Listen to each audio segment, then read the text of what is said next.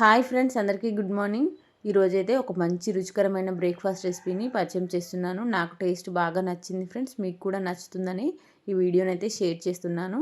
నా దగ్గర 3 గరిటెల వరకు పిండి అయితే మిగిలిపోయింది. అంటే మిగిలిపోయిన దోశ పిండితో ఈ బ్రేక్ఫాస్ట్ రెసిపీని అయితే కొత్తగా రెడీ చేశాను. చాలా తక్కువ ఆయిల్తో సింపుల్గా ఎలా ప్రిపేర్ చేసుకోవాలో ఈ ఫుల్ వీడియో చూసేయండి.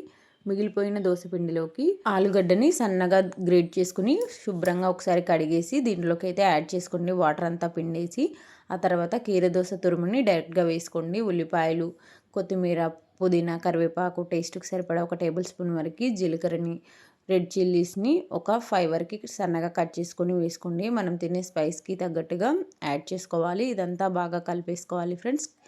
దోసపిండి ఆల్రెడీ లూజ్గా ఉంటుంది కాబట్టి శనగపిండిని చూసుకొని వేసుకోండి. వెజిటేబుల్స్ నుంచి కూడా వాటర్ రిలీజ్ అవుతుంది కాబట్టి చూసుకొని వేసుకోండి ఫ్రెండ్స్. ఆ తర్వాత స్టవ్ ఆన్ చేసుకొని ఒక వెడల్పాటి ప్యాన్ పెట్టేసి ఒక పావు వరకు ఆయిల్ వేసేసి నువ్వులు, మినపప్పు, కరివేపాకు వేసుకొని బాగా ఫ్రై చేసుకోండి. కరివేపాకు ఇలా ఆయిల్ బాగా వేడివేడిగా ఉన్నప్పుడే వేసుకొని ఫ్రై చేసుకోండి. తర్వాత మధ్యలోకి ఒక గ్లాస్లో వాటర్ పోసేసి మధ్యలో పెట్టేసుకోండి. దాని చుట్టూ మనం కలిపి పెట్టుకున్న పిండిని వేసేసి లో ఫ్లేమ్లో ఉడికించుకోవాలి. స్టార్టింగ్లో వేడెక్కడానికి ఒక 2 మినిట్స్ హై ఫ్లేమ్ పెట్టిన ఆ తర్వాత మూత పెట్టేసుకొని లో ఫ్లేమ్లోనే ఒక 10 మినిట్స్ వరకు ఉడికించుకోవాలి. చూసారు కదా, గ్లాస్ చుట్టూ ఇలా వేసేసుకొని ఈవెన్గా స్ప్రెడ్ చేసుకోవాలి. పైకి వస్తున్న నువ్వులని వీటిపైకి వేసేసుకున్నా సరిపోతుంది. అడుగు బాగానే ఉన్నా ఏం కాదు, పైకి వచ్చినా కూడా చాలా బాగుంటుంది ఫ్రెండ్స్.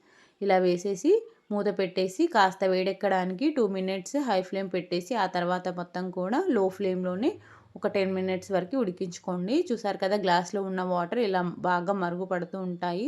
ఇలా మరుగు వచ్చేంత వరకు ఉడికించండి. పర్ఫెక్ట్గా ఉడుకుతుంది. అడుగు కాస్త మందం పట్టినా కూడా ఏం పర్లేదు, టేస్ట్ అయితే చాలా బాగుంటుంది ఫ్రెండ్స్.